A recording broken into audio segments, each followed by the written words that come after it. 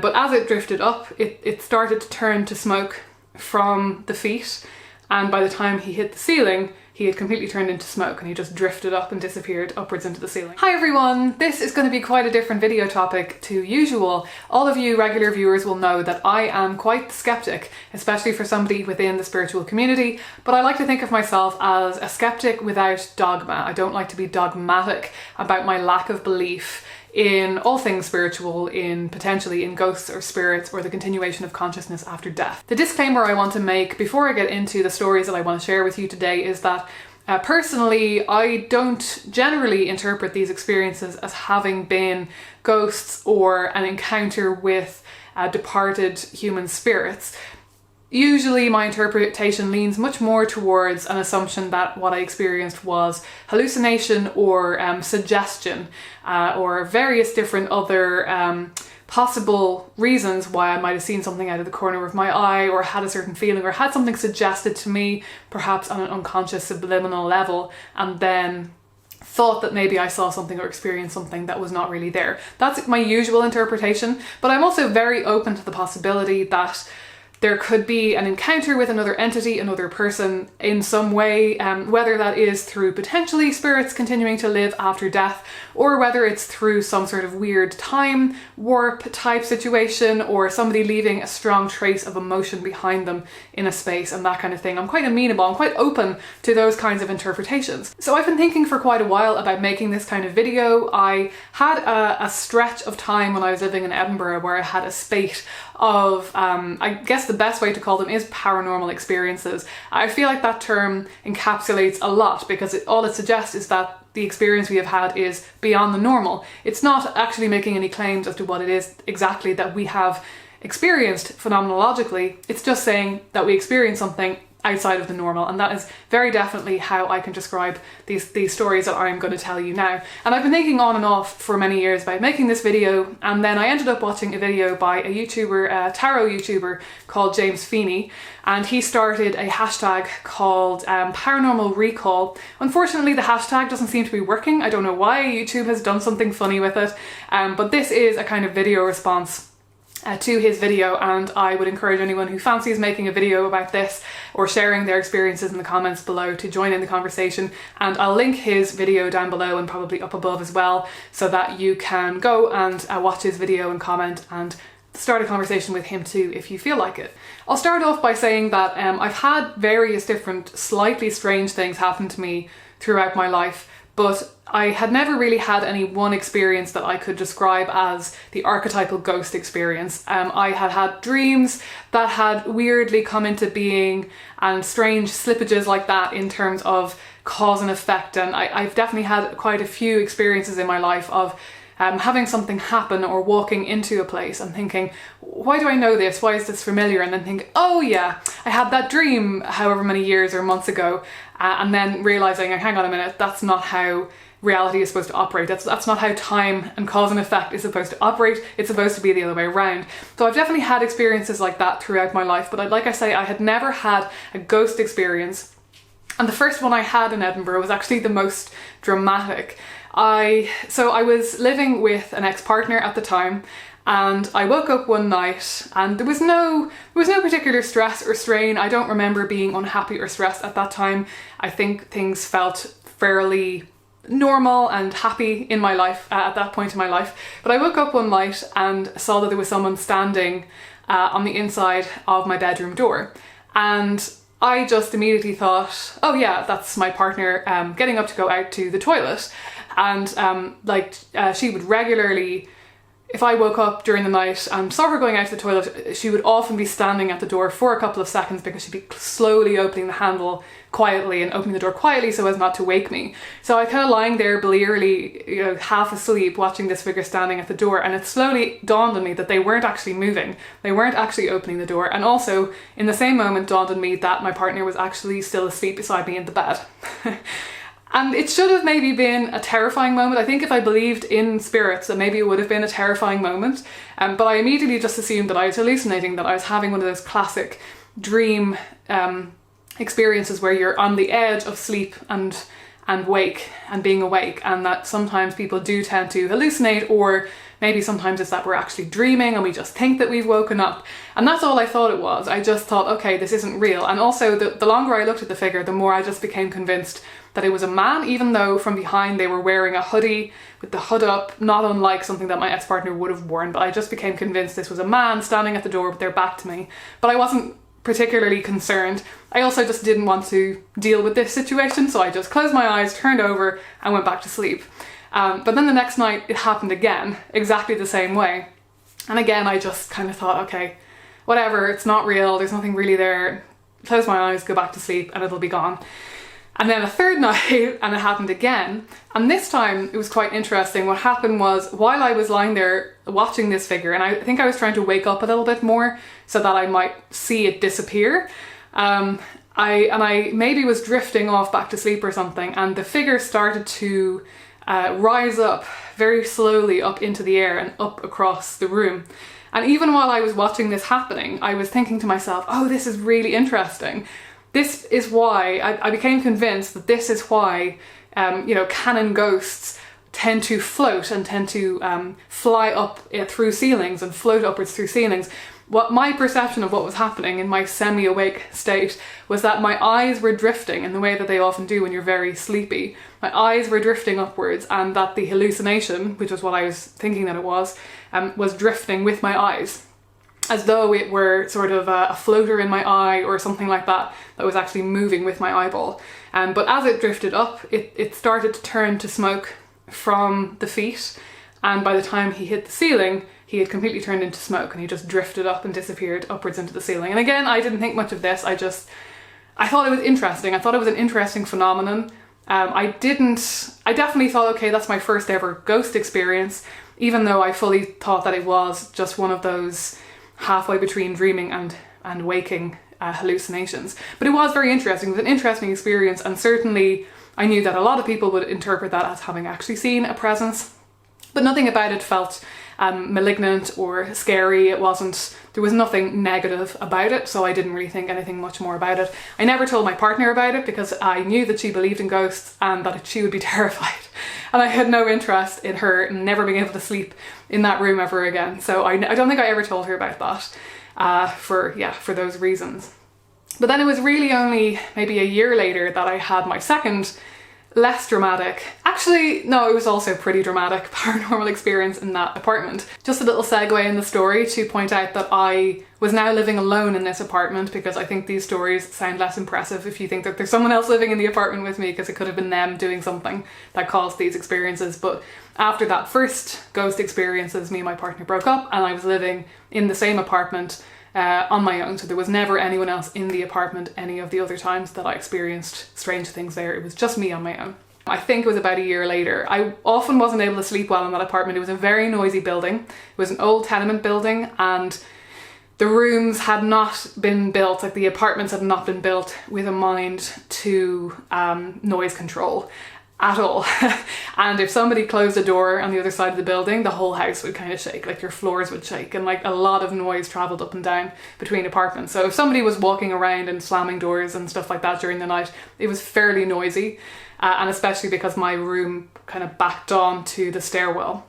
So there was one night when somebody was making a particular amount of noise and I wasn't sleeping very well, and I was drifting off to sleep a lot and then waking up because there'd be a noise, and this was going on for a while. And on one of those occasions when I was just drifting off to sleep, you know the feeling that you get when you are drifting off to sleep and you feel like you're falling and you wake up? It felt a bit like that, except instead of a falling feeling, I felt as though somebody had grabbed my ankle.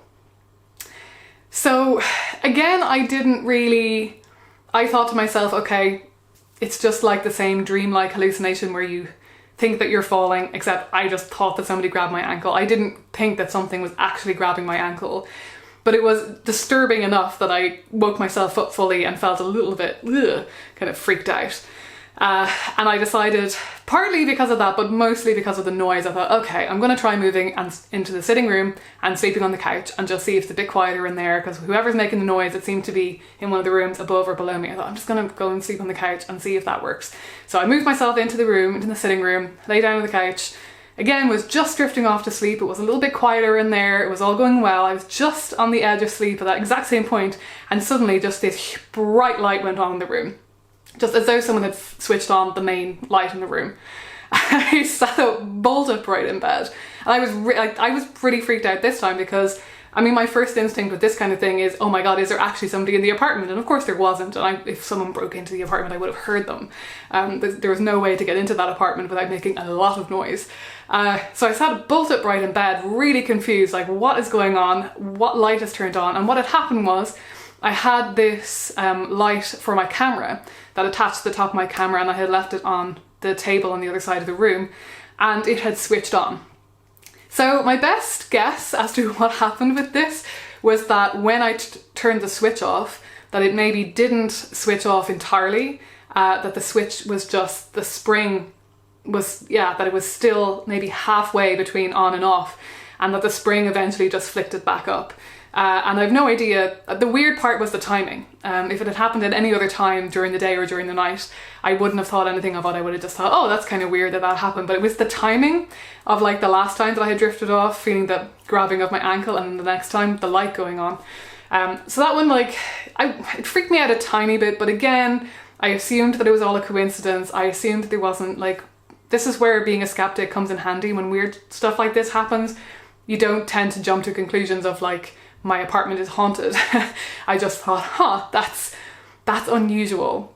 That's a bit odd. And again, though, I think the other reason I wasn't scared was because there wasn't any sense of malevolent presence or any negative vibe or anything like that. If anything, it felt, I would have interpreted it if I were told there is an entity in the apartment doing this, I would have thought, well, I think they're being playful. I think they're being mischievous. I don't think there's any ill intent there. And then the third thing that happened in that apartment, which was only a few weeks, I think, before I moved out, maybe only a week or two before I moved out, nothing had really happened again for maybe a year. I was sitting on the couch which faced towards the living room door, and there was a hallway on the other side of that door that went from the front door, which you couldn't see from the couch, from the sofa, and then so looking forward, the front door was on my left and my bedroom door was on the right, and I couldn't see either of those doors because the door was only halfway open. I could just see, a small amount of the hallway between those two doors, and I was just sitting there watching something, I think on my laptop or something like that, and or I think my gaze was a little bit higher up. I might have been looking somewhere else in the room, and I just was like, it looked as though I saw somebody dressed in white walking across the hallway from the front door into the bedroom, or from the bathroom into the bedroom. And again, my initial reaction wasn't to, I just thought, well, it can't be a real person, because again, if someone broke into my apartment, I would have heard them. There's no way I wouldn't hear them coming through the door. And I also didn't really think, oh, it's a ghost. I thought, well, I don't believe in ghosts, so that's a bit odd. And but I was freaked out enough that I did get up off the couch. I think I even grabbed a kitchen knife and went out into the bedroom just to make sure that there was nobody there, because it was just so clear. It's the only time that's ever happened to me. Like, sometimes you see things out of the corner of your eye, and you turn around and you look and you think, oh, it must have been like a branch moving or a fly or something like that. It definitely wasn't like that. It 100% looked like a person moved quite quickly from one door into another. So that one, again, like my best guess, rationally speaking, if I want to come from a skeptical perspective, was that there had maybe been a moth that flew in front of my vision, and that I interpreted it as being much further away than it was, and that looked like a figure in white moving across my field of vision. But it was clearer than just a blur. Like I filled in the gaps, like that I kind of hallucinated onto that movement, that light coloured movement, that I hallucinated someone walking. So it was very unusual, because like I say, it's not usual for me to have little hallucinations like that. Those are the only two times that has ever happened to me that I thought I saw a figure that turned out not to be there. Was the man who floated up, and then this, I interpreted it as a female figure. Don't really know why, because it was just a white thing moving from one to the other. So yeah, that was the final strange experience. And like I say, I explained them all away at the time. I didn't come away from any of those experiences feeling as though I believed in ghosts any more than I had previously. But I thought it was interesting that while living in that apartment, I had all of the only experiences I've ever had that I felt like, okay, now I understand what other people have experienced who have said that they have seen ghosts. And I think that the only difference between my experiences of seeing ghosts and other people's experiences of seeing ghosts is just in my belief. And that's a whole topic that I think I've gotten into in other videos about the question of belief, and that experience and belief don't necessarily go hand in hand, and it's possible for people who have never seen anything like that to believe in ghosts, and also it's possible for people who have seen things like that, like me, to not believe in ghosts. And weirdly enough, seeing the thing or having the strange thing happen doesn't always lead to you believing in ghosts, because you will just attach your own belief framework onto that experience and assume that there's something else happening, which I think is interesting. But it was just fascinating to me to have those experiences and to find out what it felt like. Like I say, none of it ever felt, and the woman in white, or whoever she was, whatever it was, didn't feel malevolent either.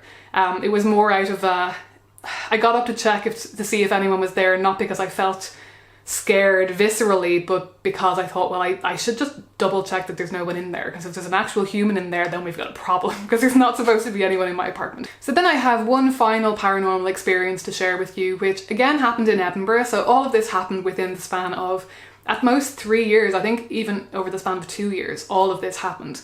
It wasn't in my own apartment though, it was in another person's apartment. I thought a little bit about this and how much I was going to say about the context. And I decided that I'm going to share very little about the context, because I never told this story, I don't think, to the person who lives in that apartment.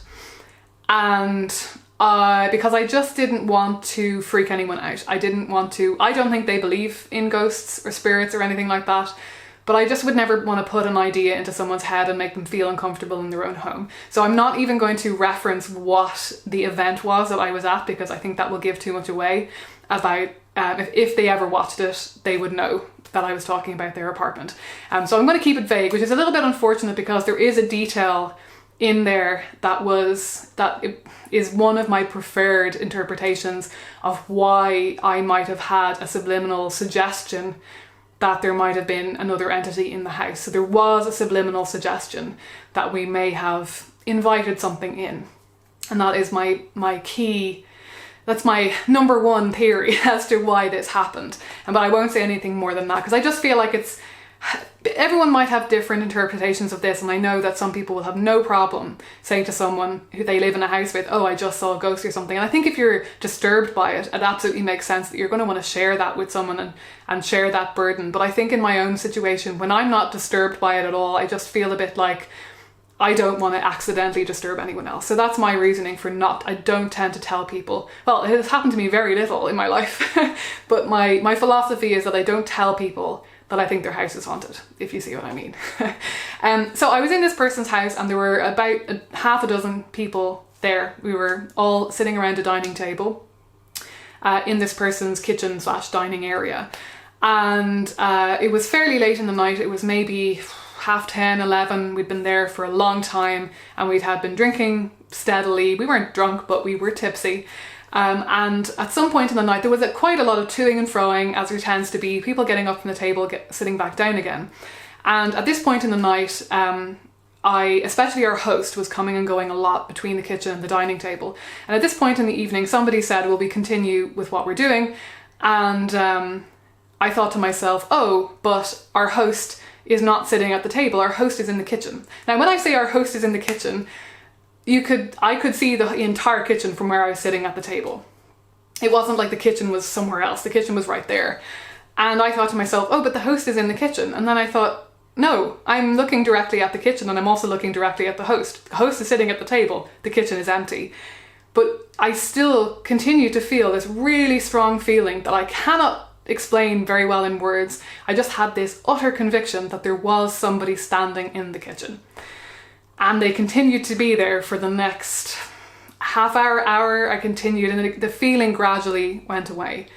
I didn't say anything to anyone. I just sat there thinking, that's really odd. And I think I had heard people describe sensing a presence before, And I had never understood it. I had never had any idea of what that might feel like, beyond maybe feeling like someone's watching you from behind you or something like that. But when people described sensing a presence, I had no idea what that might feel like. And suddenly it happened to me. I thought, oh, now I understand.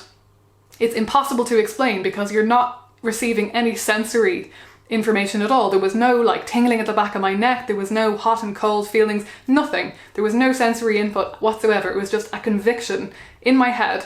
There is somebody standing in the kitchen, even though I'm looking straight at the kitchen and there's clearly nobody there. So like I say, I didn't say anything about this. And then much later on, quite a few, like 3 hours later maybe, we were all leaving and I was passing the host's bedroom on the way out of the apartment. And as I was passing the door again, I could see straight into her room and see the entire room. And as I was passing, I just thought, there's someone in the room. They're pacing up and down across the whole room.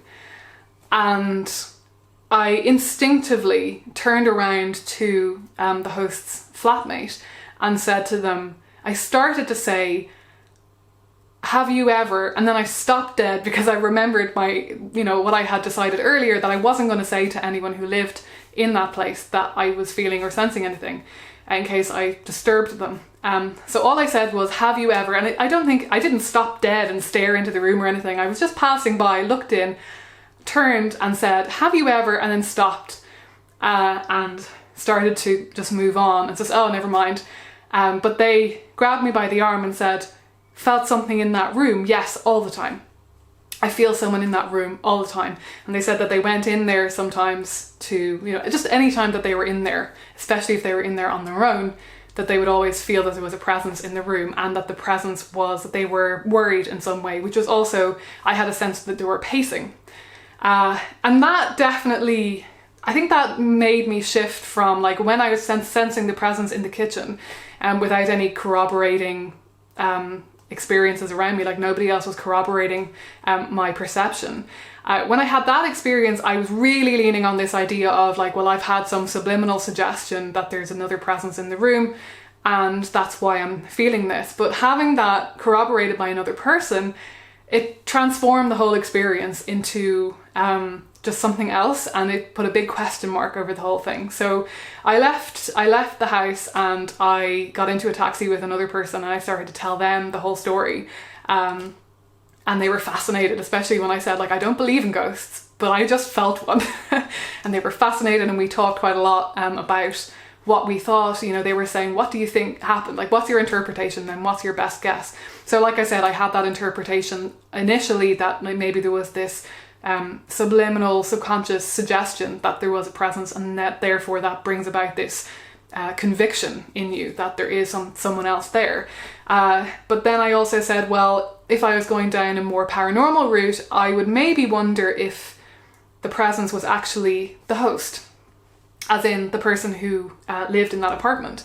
That perhaps at some time in the past or in the future, that they had or would experience massive emotional turmoil and pain, and that this had left in time-space, the time-space continuum had left this mark of just high emotion, and that somehow had left a trace there that gave us the impression of a presence. That would be my best paranormal explanation. I would be more inclined to entertain that kind of idea than entertaining the idea of spirits returning to houses and things like that, just because I don't personally believe in souls or anything, or certainly, I'm open to the idea of consciousness continuing in some way, but it's a lot more amorphous and vague than a person's whole being, or returning in corporeal form, or returning in their own selves. That to me has never quite made sense. So that's just my own personal interpretation. But I'd be very curious to hear any of your interpretations as well. Some of you may very well believe in souls and spirits, and perhaps you believe that simply I encountered a ghost, that both apartments were actually haunted. I'd be very curious to hear your interpretations though, especially of my own apartment, because my experience in the other apartment seemed to be this very consistent story, that there was this presence wandering around the apartment being worried, being concerned, and I sensed it to be a female presence. I'm not sure if the flatmate said the same, and a young female presence. But my own apartment experience, like I said, the first thing I saw seemed to be a man. Even though I initially thought it was my female partner, I thought it was a man. And then the second presence I thought was female. And then there was the potential trickster presence. I'd be very curious to hear your interpretations, if anyone, especially if you do have a more supernatural interpretation of things like this. Would you think that it was just one spirit that was in different forms, or 3 different spirits? And what do you make of the fact that I just had these 3 isolated experiences and nothing else, and nobody else ever experienced anything in this apartment? And bear in mind that I lived with a partner who did believe in ghosts. There was one strange thing that used to happen that freaked her out, which was that a picture frame of a picture that I had printed off from the internet that I took to be representing the Morrigan. It used to sit on my altar, and then later on I changed up my altar and I moved the picture from the altar onto a shelf to the left hand side of the altar. And I noticed that the picture kept being turned the wrong way, turned towards the altar instead of turned away, and I kept turning it back. And then one day I said to her, "Why do you keep turning the picture the other way?" And she said, "No, but I keep turning it back that way." And I started to laugh. I thought that we had been each turning it the opposite way, thinking that that was the way that it should be turned. And then we realised that actually we had both been turning it the same way. We had both been continually turning it back away from the altar. And when she realised that, she became petrified. And I said, no, there has to be a rational explanation. It's probably the floorboards shaking and turning it. And eventually I did discover that yes, if you jumped up and down beside it, it would gradually turn. And it was what was happening was that every time the washing machine was running, was spinning, it would gradually turn just because of the angle of the floorboards. So that was the only thing that she had experienced in that apartment that freaked her out, even though there was a rational explanation for it. But yeah, like I say, she believed in ghosts, but she had never had a paranormal experience, a full-blown thing like I had and never experienced anything in that apartment herself. So I think that's interesting as well. I'd love to hear your interpretations and your thoughts, and really anything that you have to say about any of that, and even the fact that I've never experienced any ghost-like things before or after. Nothing in this house that I live in now that I've lived in for most of my life. I've never seen or felt or heard anything to speak of. So yeah, I think that's about it for today. I could go into more detail about the weird dreams and stuff, but I think that might be content for a different video another time. As I said, I'd love to hear your stories as well. I love watching videos about paranormal experiences. I might not technically believe in ghosts, but I'm fascinated in them. I'm fascinated by people's interpretations of what's happening, and I'm fascinated by the stories and the things that people experience, and I'm fascinated by the possibility that there is actually something supernatural potentially happening. I'm very open to that and interested in it. So do let me know your stories down below, or if you make a video, let me know as well, and I'd love to check them out. And like I said, do go over and check out James Feeney's channel. I've watched some of his videos, but I don't remember watching that many of them recently, so I can't remember a lot of his content, unfortunately. I obviously subscribed to him quite a while back, but I enjoyed his story as well. He has very similar beliefs to me. I think he's a skeptic as well, but he's had much more dramatic experiences than I have had, I would say, or more of them. So that's an interesting video too. So I'll leave it there. Let me know if you enjoyed this video. As usual, give it a like if you want to see more like this. Not that I'm going to have more paranormal experiences to share with you, but you know what? You know what I mean? It's always useful to know that something has gone down well with you, so I know whether or not to make more stuff like this again in the future. And as always, thank you for watching. Thank you for subscribing if you have already. Do consider subscribing if you haven't already. And I will indeed be talking to you again soon, maybe next week, maybe 2 weeks time. We'll see how it goes. Okay, take care everyone. Talk to you soon.